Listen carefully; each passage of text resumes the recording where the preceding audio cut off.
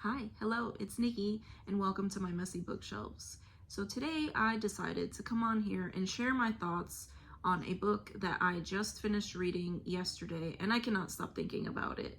And that book is Endurance by Alfred Lansing. So I would say that if you are looking for a nonfiction book that is going to keep you on the edge of your seat for the entirety of the book, pick up this book. This book follows the 1914 expedition of the famous explorer Sir Ernest Shackleton, and the expedition that he led to the Antarctic for the first ever trans-Antarctic crossing. So he led this expedition.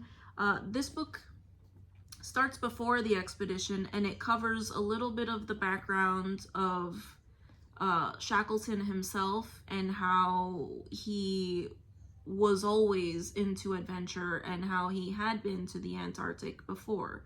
He had been, I think, on 2 other expeditions prior to that. And it kind of gives a little bit of a background on how different countries, particularly Norway and the UK, were trying to break records in exploration.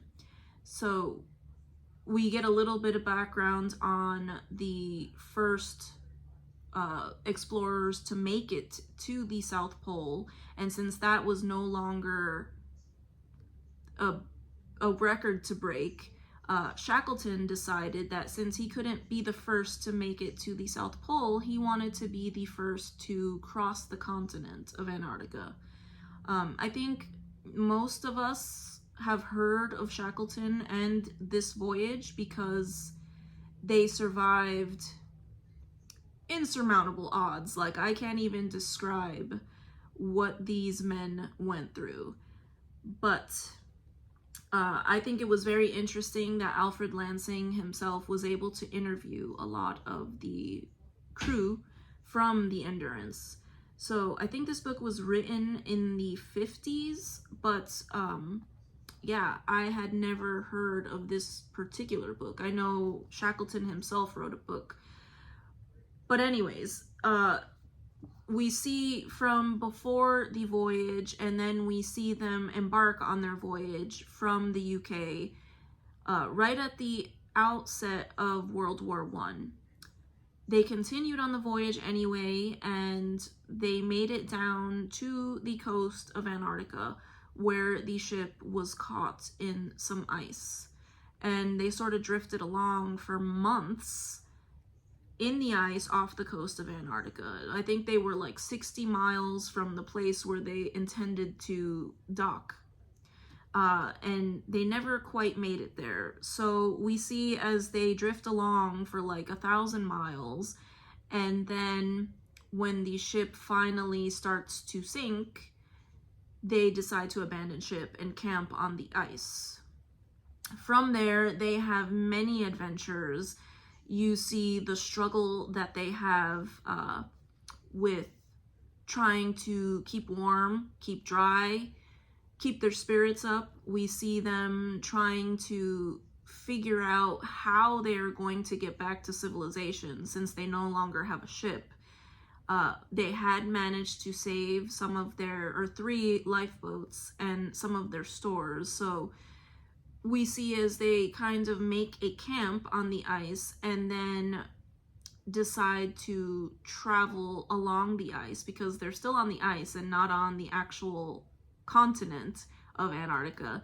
And we see them make a very daring trip over the ocean after the ice breaks up, and they make it to a speck of an island called Elephant Island.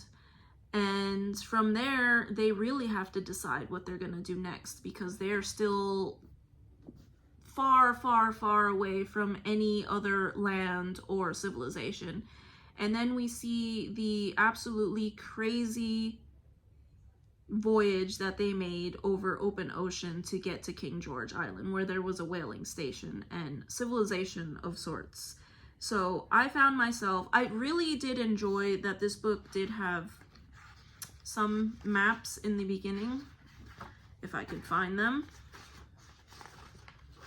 So there were a couple of maps in the beginning, but they were very small. So I was so riveted by this, and I was trying to see like exactly where they were the whole time. So I actually pulled out my atlas, and I was reading with my atlas open to the Antarctica section for like 2 nights in a row.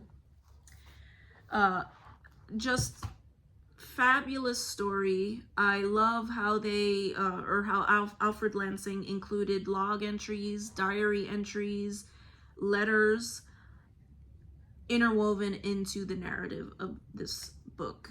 So I could not put it down. I loved it. I also enjoyed that in this edition there were photos. Like, how eerie and ghostly does that look?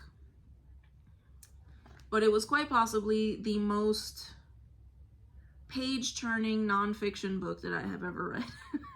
And I highly recommend it. But I will stop rambling now. I loved this book. I intend to see if there is anything else that Alfred Lansing wrote that I might enjoy as much as this, because while the story itself, the actual events that took place, is fantastic in and of itself, I think Alfred Lansing did a fabulous job bringing it to life and making it almost like a novel. I found myself feeling the same sense of, I can't even describe, the same feelings I felt the first time I read Lord of the Rings, except these are real people. So again, I couldn't put it down, and I highly recommend it. And if you've made it to the end of my rambling, I hope to see you in the next video, and I thank you so much. Bye.